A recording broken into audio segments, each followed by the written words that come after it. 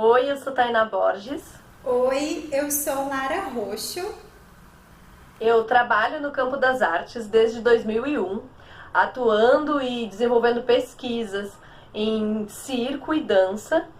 E aí eu trabalho como bailarina, como acrobata, malabarista e palhaça. E também atuo como produtora, gestora e administradora nas funções dentro da minha empresa e do meu grupo, em projetos e no nosso espaço cultural, né? Onde eu administro um espaço cultural que a gente tem uma escola. E tenho essa escola já desde 2007. E eu sou professora dessa escola e também administradora dessa escola e diretora artística e pedagógica da escola, junto com uma equipe enorme de professoras. Eu trabalho como artista e professora de dança aérea em tecido e também como instrutora de pilates no circo híbrido. A minha formação é no campo da dança, do pilates e também da história. E lá no campo da história eu desenvolvo um trabalho de pesquisa a respeito da história do circo no Rio Grande do Sul. Eu vou falar um pouco sobre qual é o conceito de dança aérea que a gente trabalha ali no circo híbrido. Quando a gente começou a ensinar, partindo desse conceito da dança aérea e não vinculado a um nome somente de acrobacia aérea, muito tem a ver com esse diálogo híbrido entre a dança e o circo. E aqui a gente trabalha muito a partir da linguagem contemporânea da dança e do circo. A proposta é, para além da gente ter toda a pesquisa técnica, que a gente entende que é muito necessária, tanto em qualquer um dos campos dessas artes, tanto do circo quanto da dança, a gente também dá vazão para esse lugar de valorizar a expressividade dos gestos. E aí a gente fala dos gestos acrobáticos que estão para além dos truques, né, da virtuose dentro dessas artes da dança e do circo. Então a gente trabalha muito vinculado com essa pesquisa de improvisação vinda da dança, com a pesquisa de que para a gente dançar a gente não precisa ter um grande movimento virtuoso, mas que a gente pode partir de coisas mais internas, subjetivas, né? Que o sujeito está implicado ali naquela pesquisa, para além de reproduzir modelos, ele também se insere, ele se coloca ali dentro daquela pesquisa. Então, a nossa pesquisa de dança aérea vai nesse sentido, assim, né? De valorizar a expressividade, a produção criativa, aliada à pesquisa técnica, né? E de trabalho corporal, que tanto a dança quanto o circo necessitam muito, e nesse diálogo entre as duas é de fundamental importância também. Pensando nesse conceito, eu vou contar um pouquinho para vocês como são as nossas aulas de dança aérea. Elas partem de uma sensibilização corporal, onde a gente quer que os alunos, a gente propõe que os alunos investiguem esse corpo, conhecendo ele, né, se apropriando dele. Então é uma sensibilização que parte dessa tomada de consciência corporal, e a partir dessa sensibilização a gente oferece uma preparação física para esse corpo que dança. E aí essa preparação inclui mobilidade articular, trabalho de força, trabalho de flexibilidade. Mesmo dentro desse trabalho técnico, assim, mais de preparação física, a gente mantém essa ideia desse estado de presença, desse corpo consciente, do aluno ali presente, muito vinculado com o que ele está fazendo, assim, essa apropriação dele para essas atividades que a gente está propondo, né? Então a gente considera muito importante esse preparo sensível de presença, de escuta corporal, né? De conhecimento corporal, de que as pessoas possam se apropriar do seu corpo para praticar o que elas quiserem, né? E a dança aérea, em função até de envolver intensamente a questão do risco, da altura, do perigo, é de fundamental importância que os alunos sejam muito conscientes do seu corpo e consigam compreender os processos em todos os movimentos que eles fazem, porque quando a gente está dançando pendurado, essas questões elas são muito recorrentes, né? A gente precisa entender aonde a gente está, como a gente está, né? Onde passa o pano, aonde a gente se encontra, e inclusive para as questões criativas, né? Que são fundamentais. A gente, para criar dentro da dança aérea, a gente precisa ter uma instrumentalização técnica também, né? Entender aí os movimentos que a gente faz, a pesquisa técnica, né? De conhecer, ter um repertório de truques. Não precisa ser um repertório grande, e a gente nem valoriza que se tenha um repertório grande, mas que a gente consiga ter um repertório de movimentos para criar essas composições coreográficas criativas.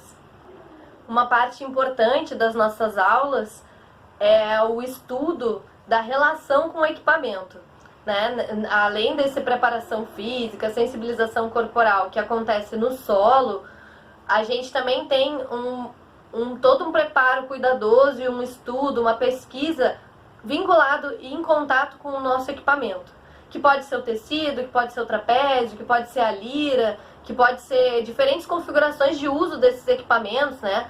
Um tecido em diferentes amarrações, um trapézio colocado de diferentes instalações. Então uma boa parte da nossa aula é o estudo vinculado com o equipamento. E esse estudo compreende educativos específicos de força para algumas habilidades específicas, o estudo técnico de movimentos e de truques, e também a parte de improvisação e sensibilização corporal pendurada, né, para aliar com aquele estudo de presença e sensibilização que a gente faz no solo.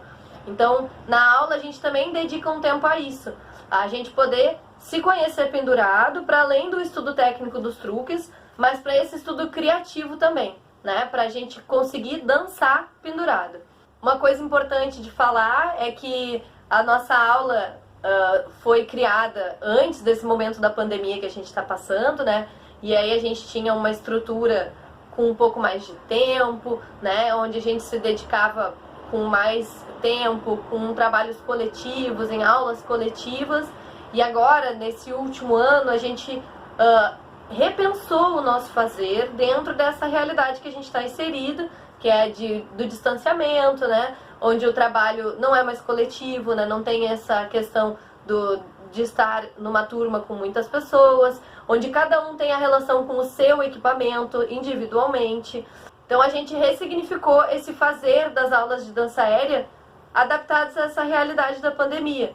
Mas ainda assim a gente não tirou qual é a nossa proposta, né? A gente continua trabalhando com a sensibilização corporal, com o mesmo trabalho que eu acabei de explicar, ele segue acontecendo, porém adaptado a uma realidade mais individualizada, né? Com todos os protocolos devidos que a gente tem que tomar agora, né? Inclusive com uma outra relação de aprendizagem, né? Porque quando a gente trabalha com o coletivo é uma relação de aprendizagem, e quando a gente trabalha com um sistema um pouco mais individualizado é outra relação de aprendizagem. Ambas são muito ricas, né? E cheia de detalhes, mas tem sido uma experiência bem linda, assim, poder também, dentro da pandemia, estar com as aulas e com esse respiro aí, que é poder se pendurar e estar compartilhando esse fazer com os alunos, assim. Então eu acho que as aulas de dança aérea, elas seguem sendo esse lugar de sensibilização, apropriação do corpo e também de descoberta das potências de si. Sobre a pedagogia no circo híbrido, eu destacaria 3 características principais. A primeira delas é que o processo de ensino e aprendizagem é sempre um processo coletivo. Dentro desse processo coletivo, ensinar não é um ato restrito ao professor, mas é um ato aberto a todos aqueles que partilham o espaço da sala de aula. Então, nesse processo, alunos mais antigos, que já fazem aula há mais tempo, compartilham os seus saberes, as suas experiências, as suas impressões a respeito dos gestos acrobáticos ou das acrobacias aéreas com os alunos que ainda estão aprendendo o que eles já sabem.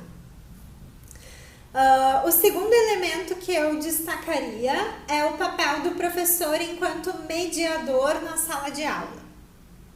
Então, como eu disse antes, o professor ele não tem sozinho a responsabilidade de ensinar, mas ele está ali naquele espaço mediando relações de aprendizagem, O professor, enquanto mediador, quando se propõe a ensinar, ele constrói o saber na própria sala de aula, no próprio momento da aula, porque ele observa os diversos corpos com os quais ele está trabalhando, porque ele escuta esses corpos, as suas experiências, as suas impressões, e porque ele aponta possíveis relações de partilhamento, né? Aponta um colega que pode ensinar determinado movimento para outro colega, a maneira como uma pessoa encontrou um caminho mais fácil e mais cuidadoso para executar determinado movimento para outro colega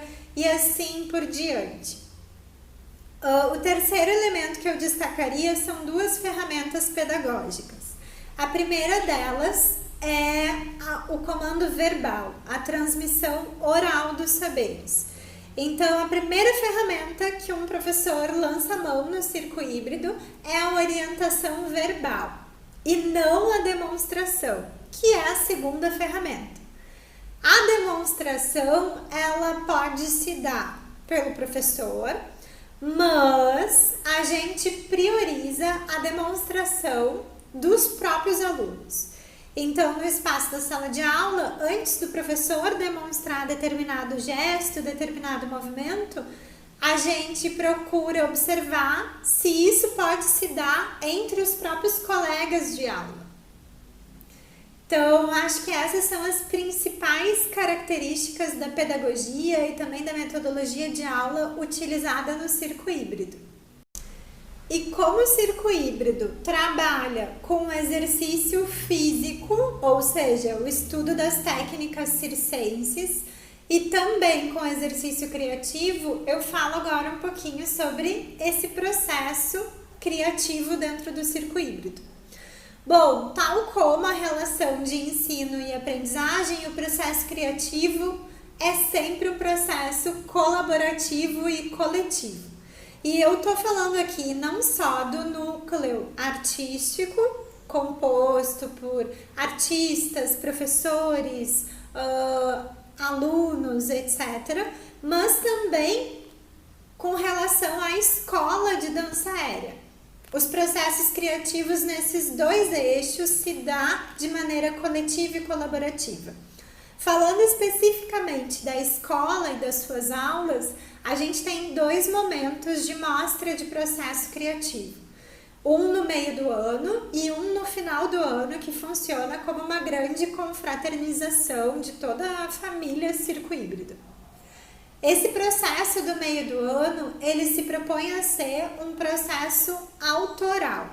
Então, a gente trabalha ao longo das aulas exercícios criativos, de maneira que o aluno que quer desenvolver um processo criativo participa desses exercícios e vai compondo uma composição coreográfica, uma cena, na verdade. Então, no meio do ano, nessa mostra de processo criativo, os alunos apresentam criações autorais. No final do ano já é um pouco diferente. A gente costuma montar um espetáculo que sai de dentro dos muros da escola e vai ocupar outros espaços, como, por exemplo, o teatro. E esse espetáculo, ele tem como criadores, assim como pessoas que pensam o processo criativo, uma direção que é dada tanto pela direção da escola circo híbrido quanto pelos professores. Mas isso não exclui os alunos do processo criativo. Ainda ali, no final do ano, quando existe um tema, né, uma escolha estética, musical, feita pelos professores e pelos diretores do circo híbrido, os alunos participam escolhendo movimentos, trazendo referências, textos, imagens, vídeos, que eles relacionam com o tema que foi proposto e no final das contas todo mundo constrói, todo mundo faz arte junto. Sobre o processo criativo, eu gostaria de destacar uma última característica que seria Nós pensamos que o exercício criativo ele é importante, ele deve ser proposto para todas as pessoas que frequentam a escola Circo Híbrido. E não só para alguém que queira ser artista, né, que queira produzir arte, né, e divulgar e tal. Nós pensamos que o exercício criativo ele é válido para aquela pessoa que procurou o circo híbrido só para fazer uma atividade física lúdica, né, diferente das atividades físicas tradicionais.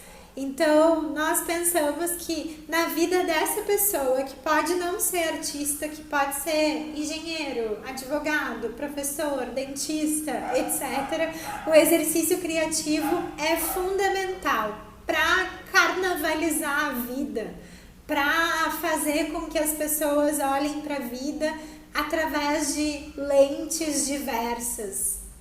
Acho que isso é o que caracteriza o nosso processo criativo dentro do circo híbrido. Ressignificar a vida, inventar, experimentar outras possibilidades de existir. Quer saber mais sobre o nosso trabalho? Acesse o nosso site. Segue o Circo Híbrido nas redes e agenda tua aula experimental.